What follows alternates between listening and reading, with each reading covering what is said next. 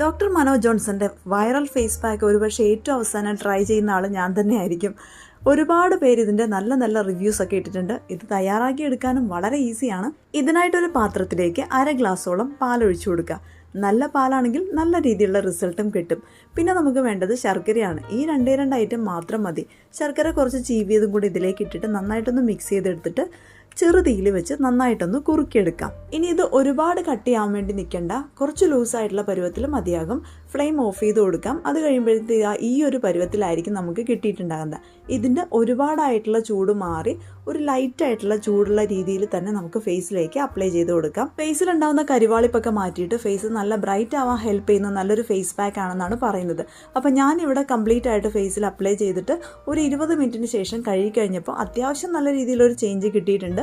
ഇത് complete result കിട്ടാൻ വേണ്ടി 4 ദിവസങ്ങളായിട്ട് ഇടാനാണ് പറയുന്നത്.